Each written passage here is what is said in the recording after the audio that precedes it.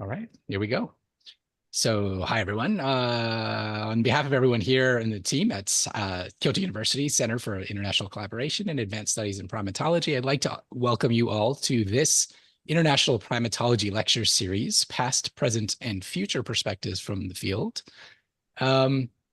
when we are going to be joined in a moment by Dr. Joe Setchell. And this series is our way of kind of sharing stories, some of them origin stories of renowned primatologists and people from around the field with all of you. I'm moderating the event. My name is Andrew McIntosh at Kyoto University's Wildlife Research Center. And in a moment here, I'm going to pass the mic over to Dr. Michael Huffman for the introduction. But as I move over to that, I would just like to say in advance, we have an audience in Zoom, and we'll be able to break this up into a little Q&A after the talk. And if you're listening in YouTube, then stick around and you can pose questions in the live stream chat, and we'll try and get to those during the Q&A as well. So without further ado, I'll pass it over to Mike for the introduction. Thanks, Andrew. Welcome, Joe, and welcome to the audience. It's really a pleasure to have Joe come and speak. We've been doing this series for a year and a half or more now. This is the 25th lecture, a good, it's not a round number, but a good number of lectures we've had. But I really am happy that Joe has agreed to come and talk with us today. She's really had a very interesting career, and for anyone who's published a paper in the International Journal of Primatology, you know her well, because Joe has been the editor-in-chief of this Central Journal for Primatologists for a long time. And she's, to her credit, she's gotten out a lot of really fantastic papers. So for all of you out there looking for the home for your next research, think of IJP. I think you'll get a good audience and some really good tips, and you'll come up with a really great paper if you can pass all of the hurdles that are there for any research paper. And if you're just beginning to study primates, Joe again has a really nice book out. It's studying primates, and it talks about how to design a research project, how to conduct it, and how to write up your research. So it's one of those books that I think a lot of young primatologists have gotten a hold of. I've got a copy in my lab here, and I share it with students that come in and ask for advice on things. So I'll hope you'll take a look at that if you have a chance. Joe and I have been friends for a long time. We go back and forth over the internet, and we've met at meetings and things, and we have some non-primatological interests that overlap a lot. She's an avid climber, rock climber, skier, snow climbs ice, all the fun things that I used to do when I was in my graduate school days, high school days. So we have a common bond there, and a love for primates and conservation. So I'm really looking forward to Joe's talk today. She's going to give you all a chance to learn about how she got in the monkey business, and I'm sure she'll have some good tips for you. So without further ado, I'll hand it over to you, Joe. Thanks, Mike, and thank you very much for the introduction. I'm going to share my screen now. Yeah. So I'm hoping that works for everybody. Brilliant. Looks great. Me that it is. Great. Looks great. Well, thank you very much to Mike, Andrew, Susuma, and everybody else for this invitation to talk to you today about what I've learned so far in my time studying primates and teaching primatology and editing IJP.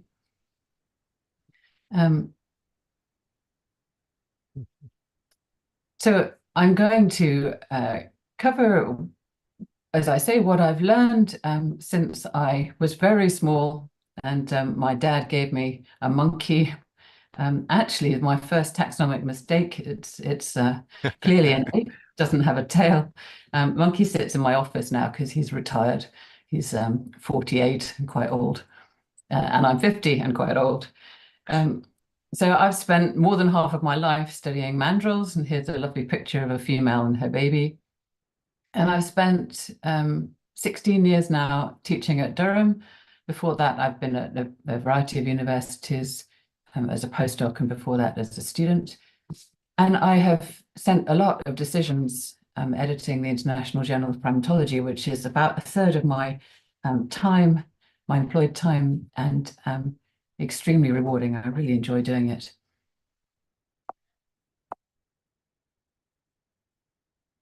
Forgive me while I figure out how to continue. There we are. So what I thought I'd tell you about today is 4 things. First of all, I'm going to talk about mandrills because they're wonderful, and use my work on mandrills to talk about why we need long-term multidisciplinary approaches in primatology. Obviously, it's not the only long-term multidisciplinary approach. Then I'll talk about how we study primates, and then a little bit on primate conservation, and finally, more broadly about primatology. And I have because I was asked for a message for students, I have a message for students at the end. So if we begin with mandrills, I want to tell you some of the highlights of what I found out about mandrills, and I'll try and include bits about how I got to do this and so on. So I began studying mandrills for my PhD. I was extremely lucky to get a PhD studying mandrills. I was at Cambridge in the subdepartment of animal behavior, which was at the time quite a famous subdepartment, quite a famous place to study primatology. But I spent most of my time working in Gabon, and since then I've spent a lot of my time working in Gabon. So I'll tell you some of the highlights that we have discovered over time, and I hope that will take about 20 minutes.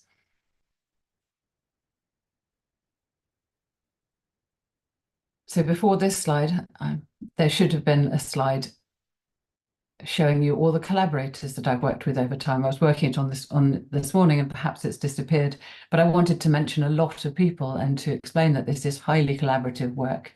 And most importantly, it's work with people at the International Centre for Medical Research, or in the Interdisciplinary Centre for Medical Research in Franceville in Gabon. So I will mention collaborators as we go on. So first of all, what are mandrills?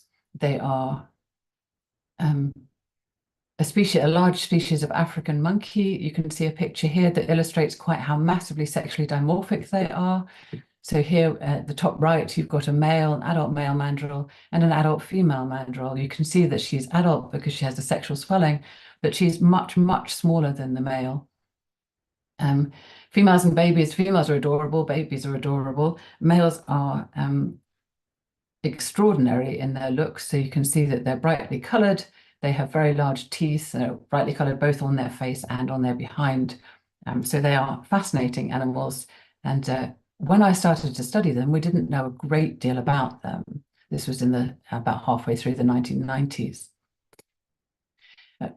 They live in Central West Africa. So they're centered here you can see on Gabon, part of southern Cameroon, and also parts of Congo Brazzaville, the Republic of Congo, and Equatorial Guinea in here.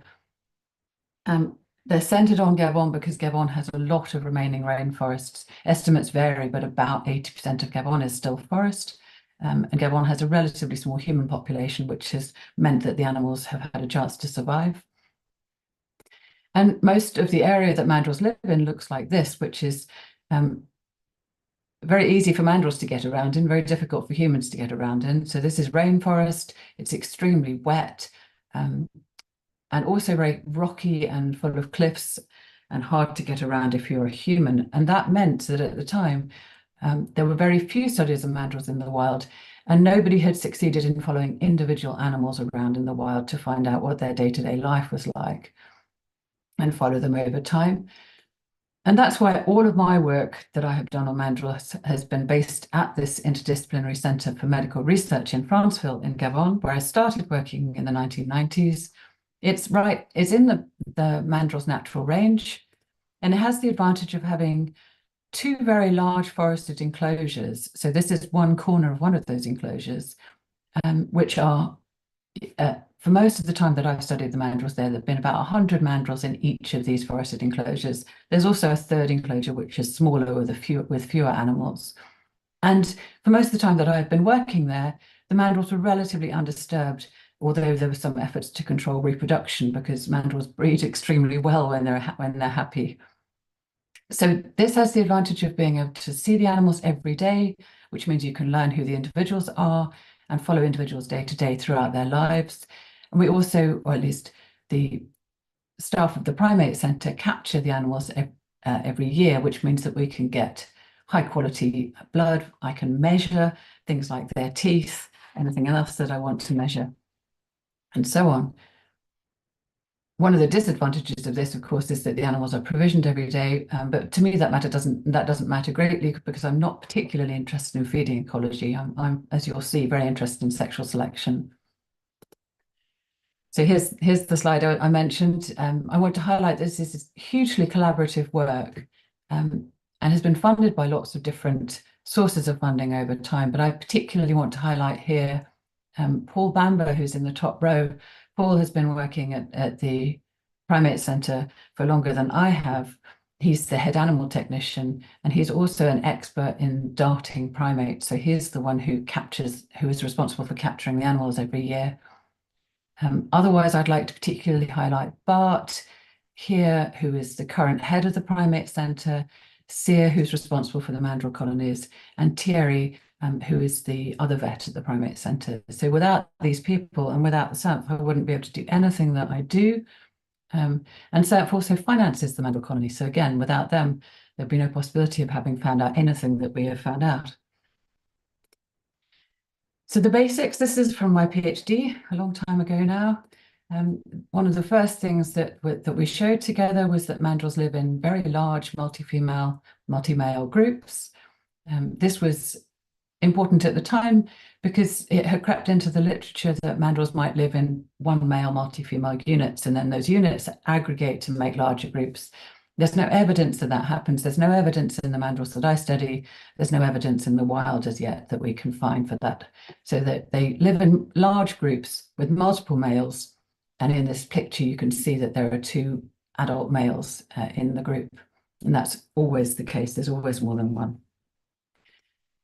They also live, at least in the colony that I study, in matrilines, which means that a female who's born into a family can expect to live in that family for the rest of her life.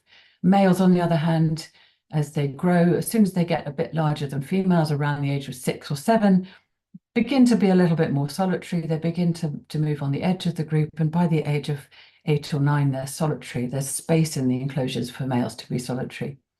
And they may or may not join a group later in their prime at 9 or 10. That depends on how competitive they are. And in the wild, we know that there are solitary male mandrills too.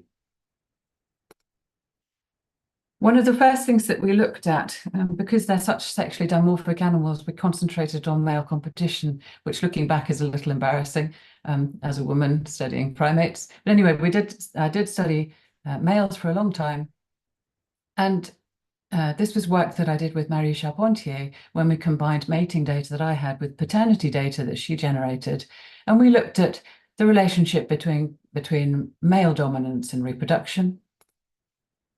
And from the mate guarding data, the alpha male in a group achieves 94% of mating. So that suggests that you've got almost complete control of mating by the alpha male. But the paternity data showed us that the alpha male only achieves 69% of the actual siring of infants. So there's a mismatch here. 69% is still perfectly respectable. It's very high. Alpha males are doing very well, but they're not doing quite as well as you would predict from behavior, which suggests that it's not simple. It's simply a case of male control over mating, but the female in this picture here may also have some control over who sires her offspring. And we picked up on that later on. We also, for those who know the theoretical models in this area, we tested the priority of access model, which predicts how well an alpha male should be able to monopolize access to females, depending on the number of females that are available on any one day. So if there's more than one female available on a day, the alpha male has a problem because he can't monopolize both of them. So in the plot, you can see what that model predicts he would see in the white bars. And that predicts, given the distribution of females in receptive females in mandrills, that the alpha male should be doing pretty well. the beta male about half as well as the alpha male, and so on. It goes down from there. But mandrills actually don't fit that model very well, in that the alpha male does better than he should from predictions, and the beta male really doesn't do very well. In fact, the beta male sires as many offspring as one of the lowest ranking males in the group.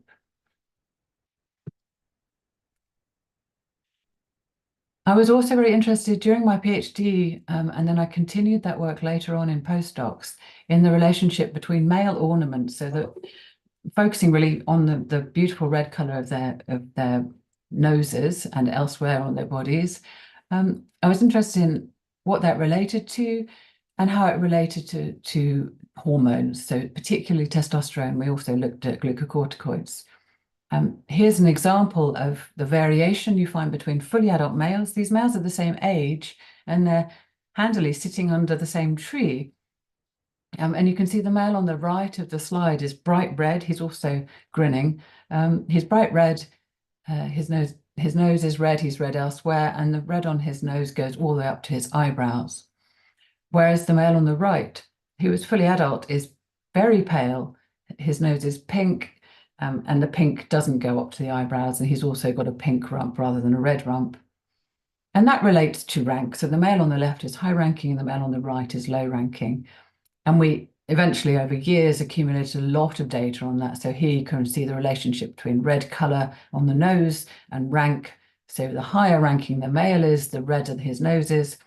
And this is a recurrent pattern. And it also relates to testosterone. So I haven't shown you the data, but testosterone is high in high-ranking males and low in low-ranking males, and correlates well with the color red. Quite early on, so this was work from my PhD in combining what I knew of the animals from what my PhD supervisor, Alan Dixon, knew earlier. And this is a male that I think I was very lucky to meet because he's very extreme. And when I went and presented this work in conferences, I think it's something that made people remember my work, or at least remember mandrills. So this is male 18. This is before I met him. At the time, he was the lowest ranking adult male in his group. And you can see he's a little bit red, but he is nowhere near as red as an alpha male. He was also solitary and he had never been observed to mate. But he was fully adult. By the time I arrived to study the mandrills, the people managing the colony had taken out all of the males who were outranked male 18. So he was left in charge of a group of females with no other adult male. And the other adult males were removed and put in the other enclosure with half of the females. So 18 was suddenly left with access to females and no rival males. The only rival males he had were much younger and much smaller than him. And over time, and this did take time, male age 18, who was dominant by that point, became the reddest male that I've ever seen. His testosterone was also extremely high, so high that we had to double dilute his samples, for those who know about how we measure testosterone. So this is extreme. It is not what you expect to see in most alpha males, but I have seen it elsewhere. I've seen it in zoos too, and it seems to be what happens when males both get access to females, win all their fights, and stay in charge for a long time. So that's evidence that an adult male can change. And before we did this study, we had wondered, or at least my PhD supervisor had wondered, that whether there were two types of male mandrill. There was one who was pale colored and solitary, and then there was one who was brightly red. But in fact, this shows that any male can become red given the opportunity. And later in life, when, as always happens, male 18 was deposed because some of the other males did grow up and take over from him, he lost his red color again, not to the extent that he had earlier in his life, but we can see that the red color changes over time. And again, it's very closely related to testosterone. So this told us that red is related to androgens, testosterone. It seems to be related to competitive ability because it relates to male rank. It's probably more related to simply willingness to fight. So the top-ranking male may not have the highest competitive ability, although it will be high. It's just that he's willing to defend his position, whereas another male may not be. And that links back to the paternity data. There's no point in defending the position of being second-ranking male because it doesn't get you anywhere in terms of reproduction. I then eventually, and this is with thanks to Phyllis Lee, who was my PhD examiner, who read my PhD, which was focused on male competition, and said, what about female choice? And at the same time, primatologists were beginning to think about female choice. So in 2004, this conference volume edited by Peter Kappeler and Karel van Schaik said in the introduction that there was surprisingly little evidence for female choice in primates. And that was because it was woefully understudied. So the two together led to this, where we looked at sexual presentations received and a whole bunch of other measures of female choice in mandrills, looking at female behavior and how it relates to male color. And this is the most striking result, and that is that if you look at the most colorful male here on the left of the plot, he receives more sexual presentations, so more invitations to mate from receptive females than in any other male. The second brightest male, who's not much different in his red color, also receives a lot, and then pale males essentially don't get invitations to mate from females. So this is evidence that there's female choice for red color in males. You might have picked up that this might be related to dominance rank too, but we partialed out the relationship with dominance rank, and the relationship with color is stronger than the relationship with dominance rank. So this is observational evidence that female mandrills like red, which means that we have a first explanation for why male mandrills might look the way they do, which was the first question that came to my mind when I first saw pictures of mandrills before I started my PhD. Why on earth do they look like that? So the answer at this point is that males are scared of red. It's linked to male-male competition, and females are attracted to red. And together, that means that red males have more offspring, and so we have sexual selection for redness in males, and males become extraordinarily red. And although this seems like quite an obvious intuitive thing, the additive effect of both competition and choice driving the same trait is actually very unusual amongst mammals, which again might explain why mandrills are so extreme. This is a study with Steve Lee, who did the modeling for this. We looked at those wonderful teeth in males, and we showed that those long teeth are linked to high reproductive success. So here in a somewhat complicated plot, in the full line, you have the canine teeth emerging. They're already fully formed, but they emerge around the age of 5 and descend until they're at their maximum height when males are in their prime at about the age of 10. Then they start to wear and sometimes break. So males of 10 have long teeth. They're about 5 centimeters long, but they wear off fairly quickly. And what we showed with Steve is this is very closely related to reproductive value. So that's this VX value with the full line and the black dots. And that shows that that's essentially a way of measuring the contribution to future generations. And it's a very close fit to canine height. So this was one of the first studies, in fact, to show that non-replaceable arms, so the difference between canine teeth and the sort of antlers that deer would grow every year, is that you can't replace your tooth once it's broken. And it's a very close fit to reproductive success, which suggests that males with longer teeth have higher reproductive success and selection for armaments in mandrills. So we've got ornaments and armaments. I also was very interested in female ornaments, and the first of those is female color.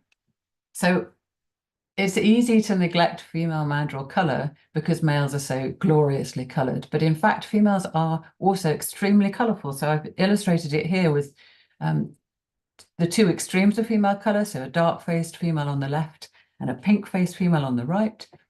And this has always been dismissed as being a correlate of male color. And the argument goes that males are selected to be colorful and females are just colorful because males are selected to be colorful. There's no selection on females not to be colorful. So that's a somewhat dismissive argument about females, but it's difficult to get around, difficult to test, in fact. Although we are trying to test it right now, actually. But here we have on the right sexual swellings. And they can't be dismissed because males don't have them. Females don't have sexual swellings because males have sexual swellings. Females have evolved sexual swellings. And as I'm sure some of you know, sexual swellings became a very popular topic of research around the beginning of this century. And we joined in with that, with some of the some studies of mandrills. And in both cases, these female ornaments don't appear to signal female quality. So this is unlike the male ornaments, which signal rank and testosterone, which might be seen as male quality. These female ornaments don't signal quality, but they do signal fertility. So they show other mandrills, or they could show other mandrills around when the female is likely to be ovulating. Interesting that female nose color increases both around the time of female ovulation, but also when they've just had a baby. And that's something that I haven't yet been able to explain. So the brightest color on a female's nose is shortly after she's had a baby. So there's a contrast there between female signals and male signals in what they show, and it fits with reproductive strategies and what we know about what sort of strategies males and females employ. At that point, we obtained a grant with Leslie Knapp, Chris Abbott, and Chris Abbott at Cambridge from the Leverhulme Trust to look at genes in mandrills and still related to sexual selection. And so this was my, I think, second postdoc. If you're interested in the questions afterwards, I can tell you more about exactly what I did after my PhD and before I got a permanent job, which took a long time. But this was a grant for 3 years and Chris Abbott did her PhD looking at the major histocompatibility complex in mandrills. So that's a lot of intricate lab work, and I was very grateful that I didn't have to get involved in that. And what you need to know about the MHC is that the MHC is a gene involved in the immune system. And at quite a simple level, the more different types of MHC gene you possess, the better your immune system will be. It's not quite as simple as that, but that will do. And this means that, for example, animals might choose to mate with partners who have diverse MHC genes in order to pass on that diversity to offspring. I'll get on to more, but we showed, first of all, that that's what female mandrills do. So this was, again, highly collaborative work. People at SAMF, Marie Charpentier, Leslie, and Kristen. And we found that if you compare the sire of a baby with all the males who were available to be the sire but weren't the sire of that baby, across about 120 offspring, I think, that the male that did sire a baby has higher genetic diversity at the MHC than any of the males who didn't sire. So this is quite a complicated statistical model here, because we're talking about comparing one male with all the others. And the way we built the model suggests to us that this is female choice. So females, when they mate, are choosing to mate or choosing to reproduce with males who are more genetically diverse, which is a rather nice result. It's a little bit dissatisfying because, in fact, that female, when she's deciding which male to allow to fertilize her egg, also has genes of her own. So the next question we looked at was whether females seek to combine their genes with the most appropriate sire. So this is taking into account the female's genotype as well as the males. And there we found, again, using the same sort of analysis, that females choose as sires of their babies the males that are most dissimilar to them at the MHC. The advantage of that is that their babies that they produce with these males will be the most diverse at the MHC, and therefore, the theory goes, the most healthy animals. So females are choosing their mates for genetic quality. So that's female choice for males. The standard view of sexual selection is that males compete and females choose. But there isn't actually any reason in sexual selection why it shouldn't be the other way around too. Just because males compete, or in fact, because males compete, they should also choose. If you're investing a lot in mating competition, you need to be sure that the mate you're competing over is a high quality mate.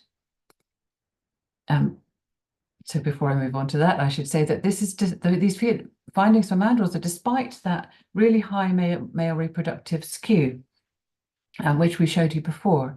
So it's not the first species that you will go looking for mate choice for dissimilarity in mates, because the alpha male is so controlling of who mates. I mentioned we wanted to look at male choice for genes as well, and this was a collaboration with Shane Richards, who was in our biology department here, because again, the modeling became really complicated. And I won't show you the model because it does take too long to explain, but what we showed here is that males also choose for female MHC genes.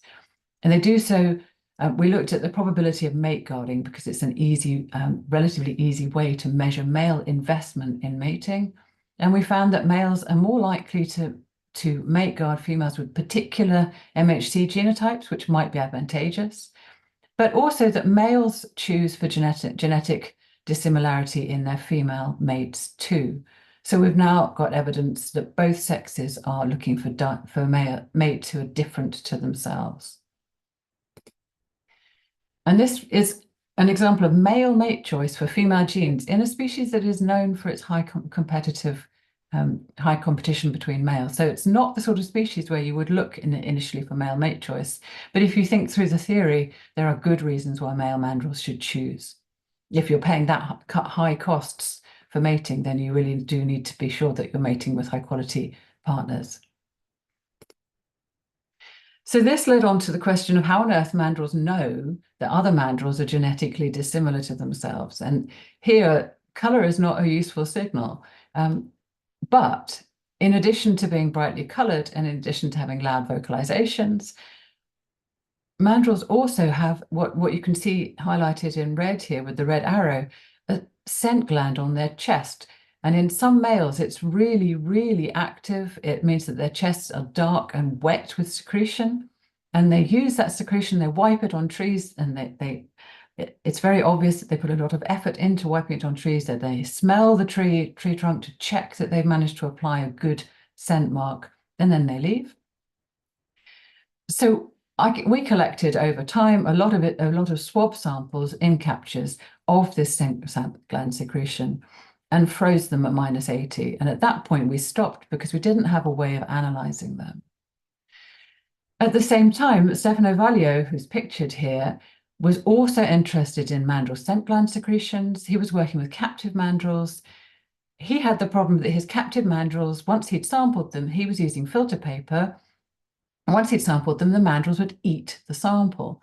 So he had access to gas chromatography and mass spectrometry machines to measure the chemical components in the secretions, but he didn't have the secretions.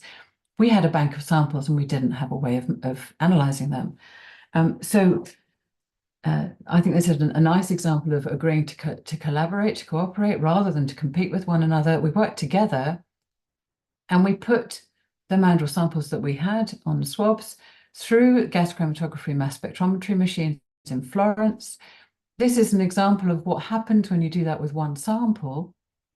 And you get a chemical trace, which shows you the various chemical compounds and also shows you here that there are a lot of different chemical compounds in mandrill odor. And we used those data and compared them with the genetic data to show that the chemical richness in mandrill scent glands correlates with MHC diversity in their genes. So that suggests that mandrills might be able to use odor to choose partners with good genes. We also found that the difference between two animals correlates with the genetic difference between two animals. So that gives a way of mandrills potentially using odor to choose genetically dissimilar partners, as we know they do, males and females. And this at the time showed that there's a broader role for odor in primate communication, and particularly in catarrhine communication than previously recognized. And odor has now become a very popular topic of research in primatology.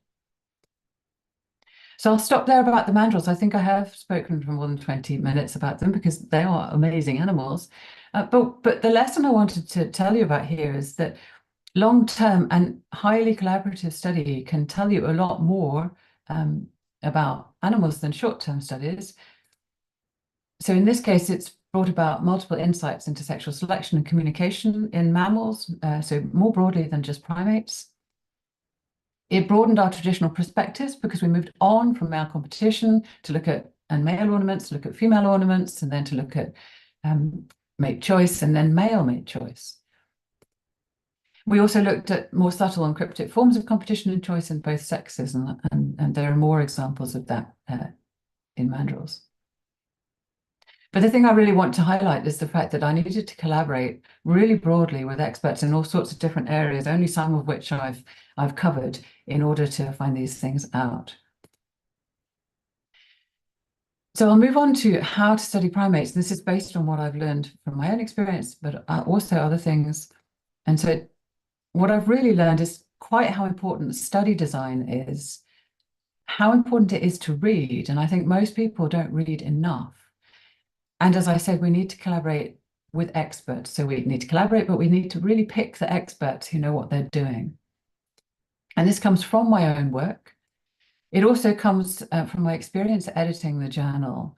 So one of the frustrations, if there are any, of being an editor, is that you see projects right at the end, not at the beginning. And at the end, it's very difficult to correct study design. So this makes me more keen on the idea that you should get good study design in from the beginning. And it also comes from working with a lot of excellent PhD students and collaborating with some wonderful postdocs over time. And that's what I distilled into this book, Studying Primates, which tells you how to develop a research question, how to formulate testable hypotheses and predictions, how to design a project before you conduct it. You don't design it after you conduct it, and how to report the results. And it also includes a lot of material on research integrity, ethics, and inclusion, because I'm very keen on all of those topics. And some practical advice on common difficulties, things that I think we don't talk about enough. So including mental health as well as physical health, and issues like imposter syndrome, which I think is rife, but we don't talk about it sufficiently. Studying Primates has just been translated into French, so that's due in mid-2024. I'm really pleased with that because, of course, I work in Francophone country, so it's very important to me that my students in Gabon will be able to read in their own, well, not in their own language, of course, but in their national language. I have a contract signed to publish it in Indonesian. Spanish language, or Mexican Spanish language, is under negotiation. And I'm very, very keen to find other translators. If you know of if you would like to translate it into your language and you know how we can publish it, then I'm very keen to talk with you. I'll touch briefly on what I've learned about primate conservation, because I'll tell you why it's important to me.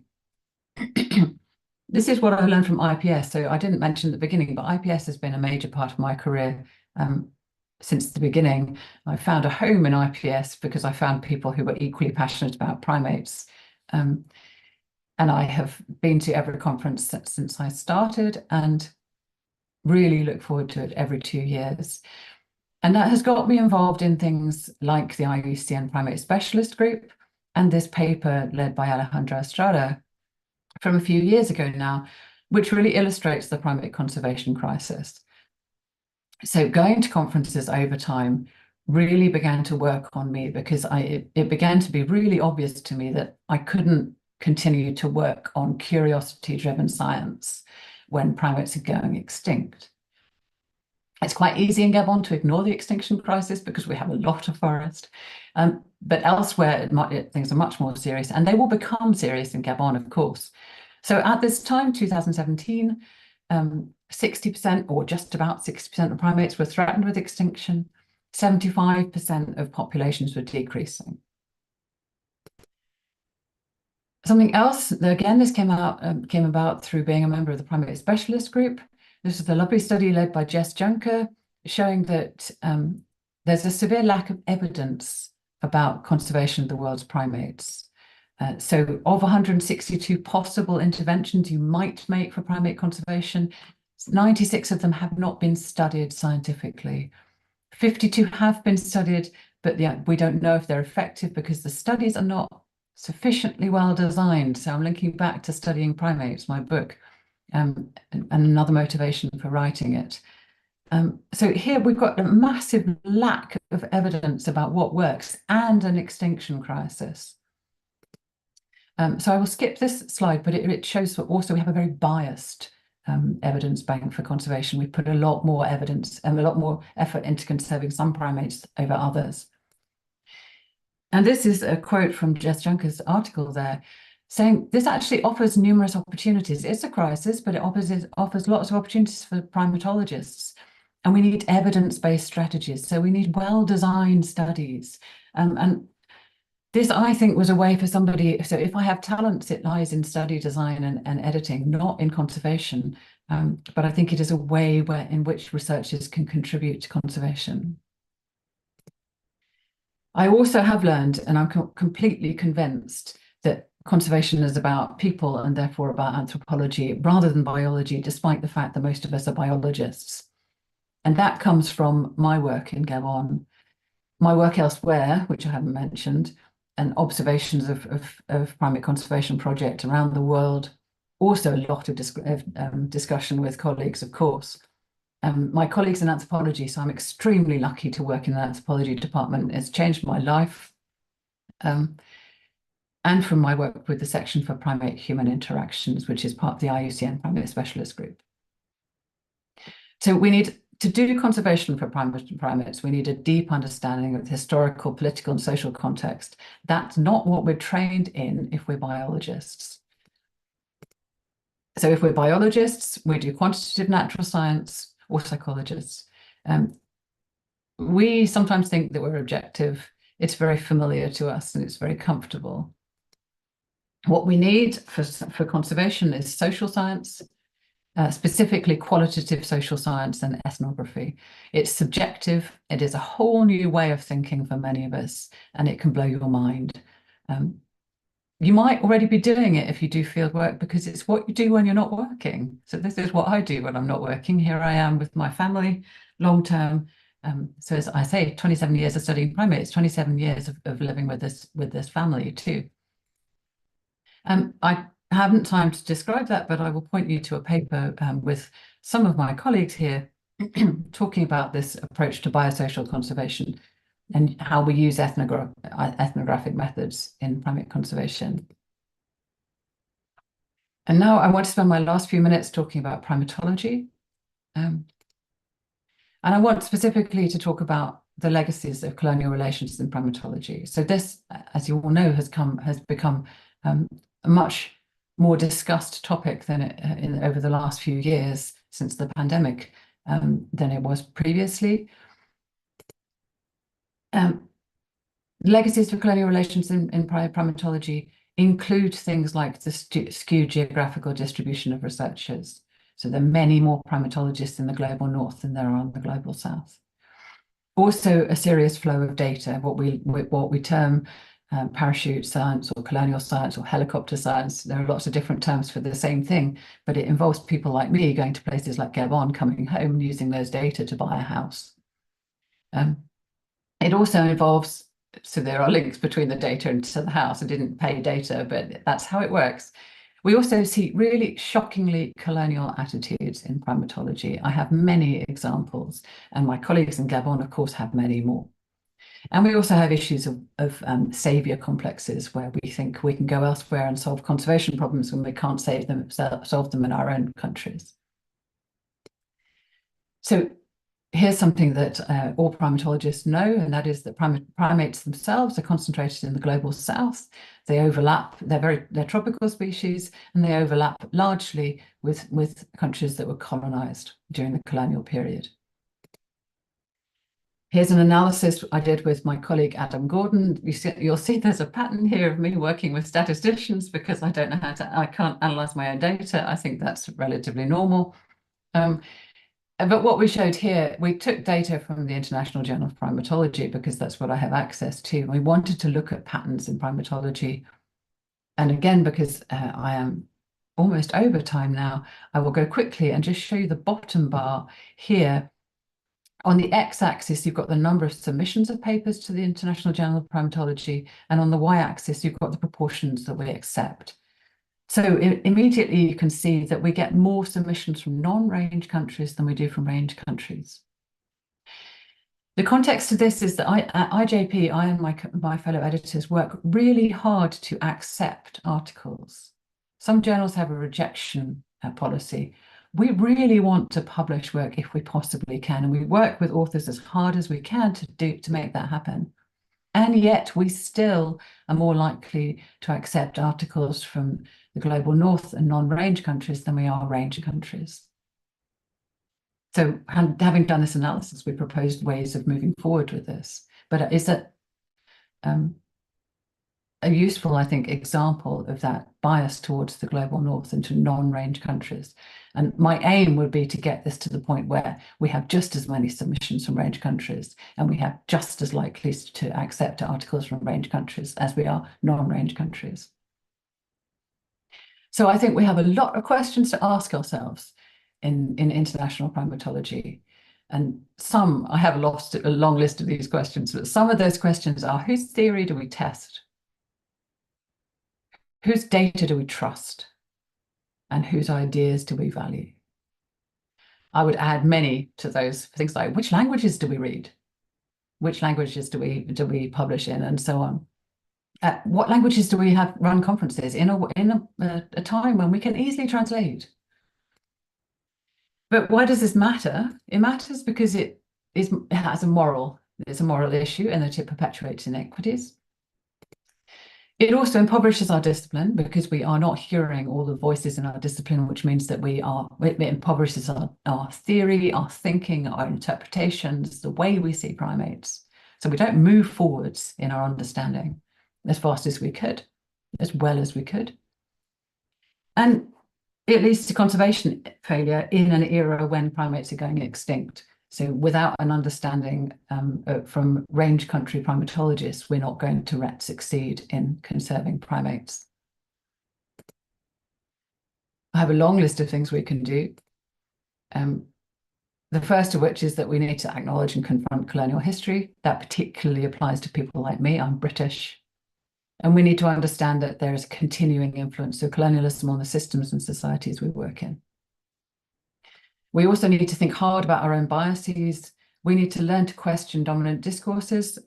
Science says that it questions dominant discourses, but it really doesn't. It tests accepted theories.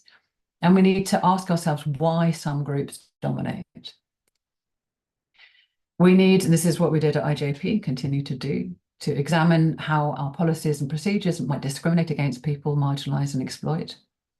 And we need to do that in primatology more generally and in our institutions. And then we need to use the privilege we have to help dismantle systems of oppression. And that often also means identifying the privilege we have and identifying opportunities to intervene in systems. So I've heard from quite senior people in our field, oh, what can we do? I have a whole long list of things that we can do. But it is hard, which again comes back to IPS. This is why I love going to IPS, because I get to talk to other people also working on this and be inspired by other people working on this.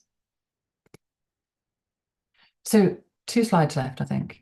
What I've learned are that if we can, we need long-term multidisciplinary approaches, and they need to be with expert collaboration.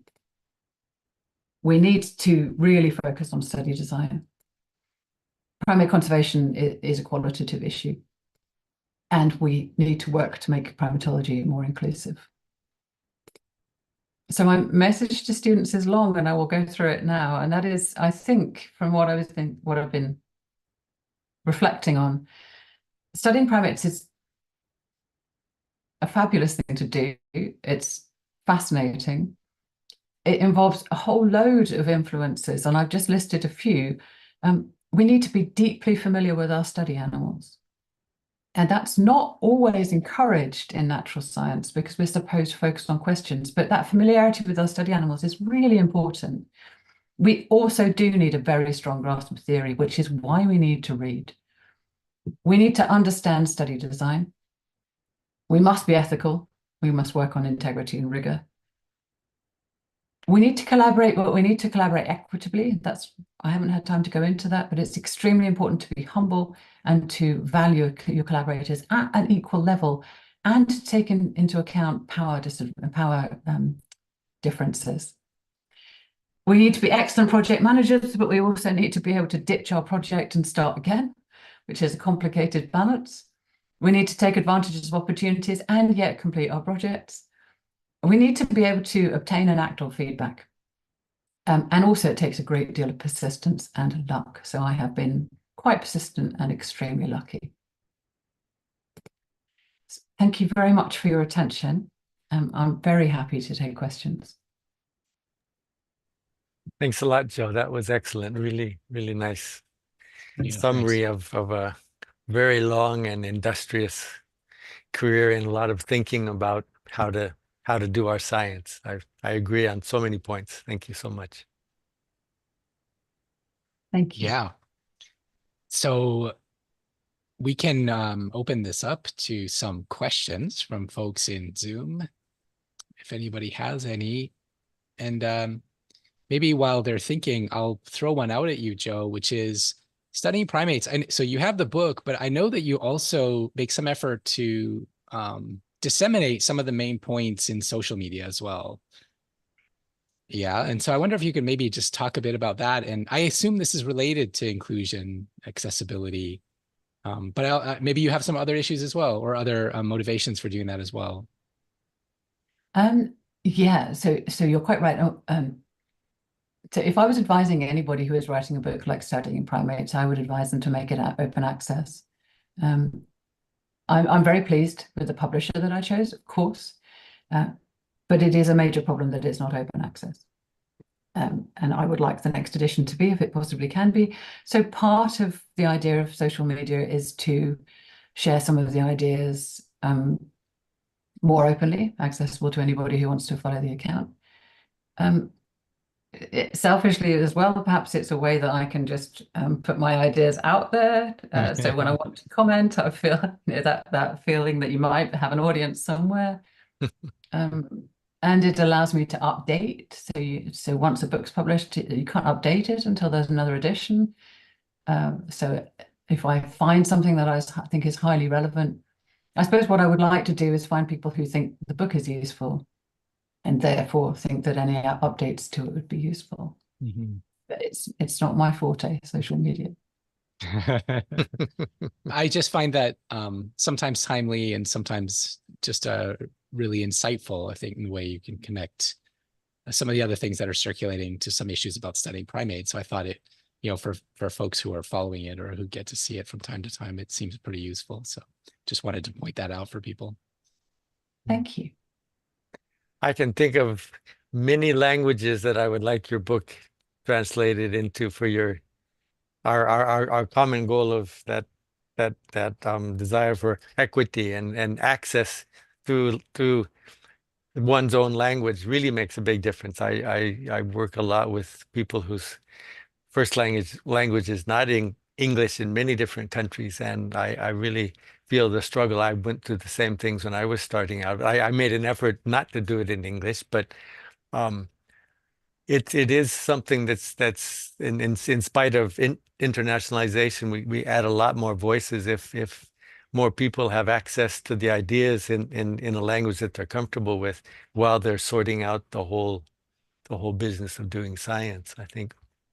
So it's nice to see the number of languages you have there, and I'll see if I can get some more languages on your list, talk to some people and see what can happen. I think Well, it's really that would be important. fantastic. Thank you. The main, if there is a difficulty, there are two. One is the translation itself, although AI really helps with that. And the other is finding a publisher and getting the publishers in contact. That's publishers like to keep things very obscure. They don't want, at least in my experience, with the very clear exception of Knowledge, who are completely transparent. That's the French publisher. Publishers like to keep everything undercover. So it's very difficult to know what they're up to and what they're charging and so on. Yeah. Costs of books and things is also a big issue. Some people can't do that. Do you have an ebook version as well? Yes, yeah, there is an ebook. I don't know. So I get figures about how many copies have been sold, but I don't know where they go in the world. My impression, I guess, as a British publisher, my impression is that CUP don't really know where they're selling to, and don't realize that there are very large parts of the world that just don't get access to their books at all, which means that publishing it in another language is not not competition at all, because it's either people don't have access to the book at all, or they might have it in their language. But we're working on that. Right. So still waiting for something to pop up here from our audience, but I do have another one that I'll throw out, and I'm going to personalize it a little bit because, so some months ago I was being asked for another, maybe you know the Talking Apes podcast, but so now we have two primatology podcasts out there, which is kind of exciting.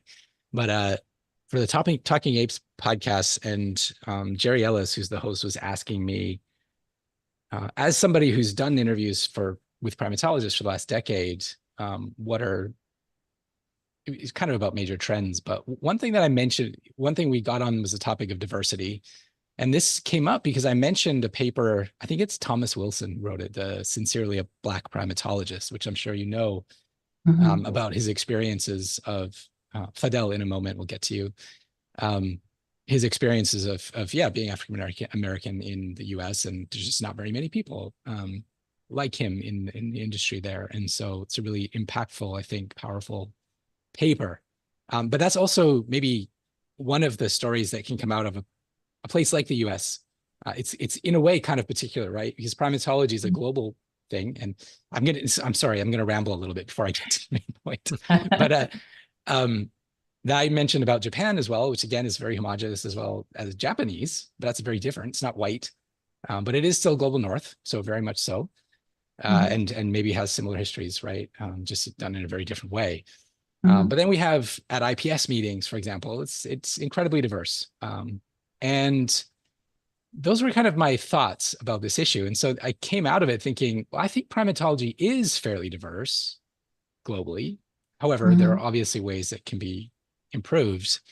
And since that, I've kind of waffled back and forth about the quality of that answer. So, I mean, maybe it's something that you've thought about too, is I know we haven't done enough, but I mean, is it fair at the same time to say there are signs, and we are kind of a diverse group, which you can see at me. It's biased for sure. I mean, it's not like it's equitable, but it is diverse in some ways. So I'm just wondering your thoughts on that. Like, how do we answer questions like that, or how do we think about that? Yeah, so I think you've really hit it on the nail in that primatology is diverse, but it's not equitable. So the different primatologists are not viewed in the same way. I'm giving a talk on this afternoon, and one of the slides I've included is from Ekwoke Abwe, who's Cameroonian, and there's a piece on him in the Guardian, the UK newspaper, when he discovered that chimpanzees in Cameroon use tools. No one believed him. So that's the difference, I think. We might be diverse, but we just don't listen to some of the voices that we have. I think that absolutely illustrates what happens. So I think there are lots of things going on, that we have the kind of still a lot of Victorian attitudes in how we address science, what we regard as important, the sort of work we value. But to get back to the diversity issue, yes, I think that's true, and IPS is diverse. It's also suffers from how much it costs to get to. Particularly the travel. I know the issue is always around the cost of the conference, but it's travel that's the real problem. Visas too. There were very few African primatologists at IPS this year, because even Enzo Kone, who's president of the African Primatological Society, couldn't get a visa to get to Malaysia. Yeah. So we have that sort of issue too. But all of these are surmountable. We don't have to only meet in person. Yeah. And we're not meeting in person today. Exactly. Yeah. Sadly. Yeah, that's been a godsend recently to be able to have these kinds of things. IPS is out of my financial league these days as well. It's just way too much. Unfortunately, it is a good meeting place, but Yeah, so I'm enthused by the continuing rise in the number of both regional and national societies. I think that's really good, and the fact that we can link across them to try to make things more accessible. Okay, we had a hand up from Fadel. Do you want to join us here? You can just unmute yourself. Right. Hello, I'm Fadel. I'm from Indonesia and I'm currently studying in Kyoto. So I was intrigued by what you said on one of the pages. You said, "What can we do?" And there you say about examining policies that might and practices that might discriminate against, marginalize, and exploit people. So I was just wondering what kind of real world example are there where this traces of colonialism create this kind of policies that marginalize people in this context, in this field? Thank you. Yeah, that's a great question. Thank you. I think so. I'll take as one example funding bodies which have not yet diversified themselves, and so we've already seen that diversity is one thing. Listening to the people who you have now added to your list is a different one. But I think so my evidence is anecdotal rather than yet quantitative. But I think as soon as you allow a diversity of voices to be heard on a funding panel, you immediately see many more people getting funding, like a whole diversity of people getting funding. So if you allow funding to be controlled by a small group of people, they will give the funding to people like them. Not always, they might go out of their way to do the opposite, but in general, you see this pattern. So one thing I think is a requirement that the funding panel should be diverse, and that they get to set the criteria. So when I mentioned understanding what you can do with privilege, one of the things is once you get into a group, you don't have to accept the way that group does things. You can change the way that group does things. And sometimes that takes a lot of effort. Sometimes you push on the door for a long time and nothing happens, and then suddenly you fall into the room because enough other people have started pushing on the same door. So that would be one example. Okay, thank you. Thanks, Fidel. Susumu, do we have anything from YouTube? No, he just mentioned no. So no, not at the moment. yeah. Although I do have a question, if I may.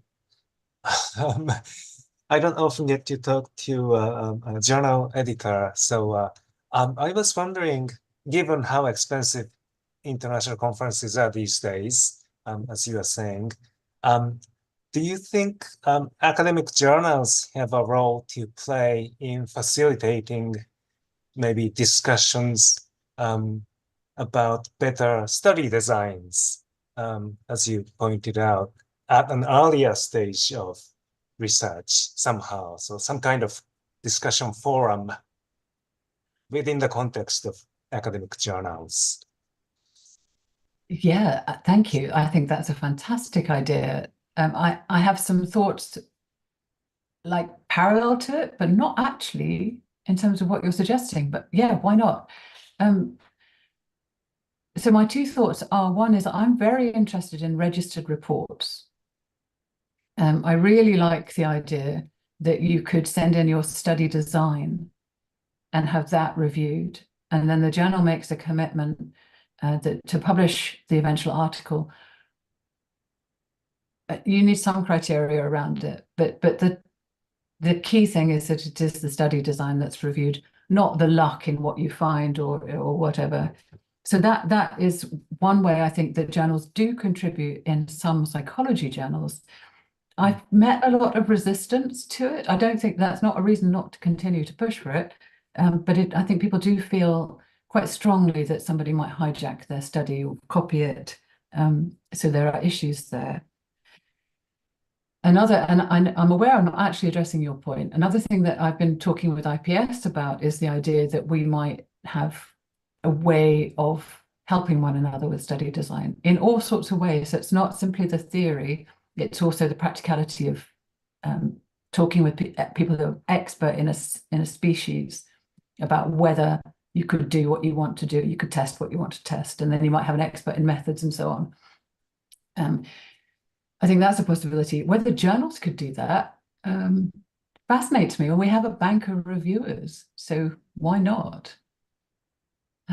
I suspect it would be through registered reports, but by providing a very constructive review process for those registered reports. At IJP, we don't yet have a facility for registered reports.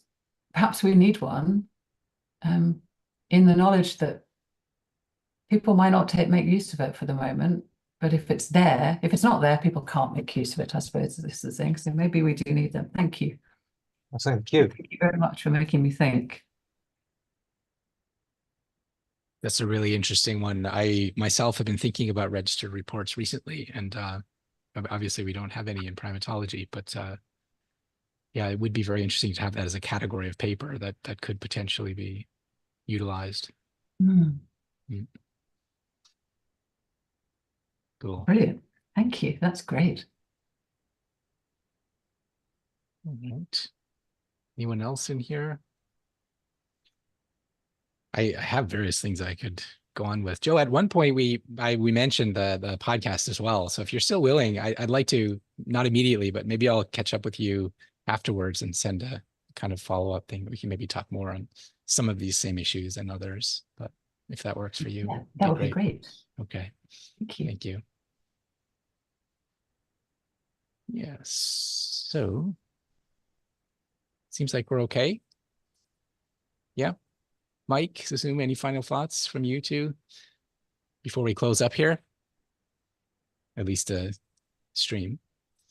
Any final thoughts? I'll probably spill over into an email as well. But I was just really impressed, and I think what you've talked about today, the situation with mandrills, I remember here in PRI in the early days in the 70s, Kauai had a group out and had a graduate student from Canada trying to study mandrills in Cameroon, and he didn't finish his PhD because he couldn't get enough data.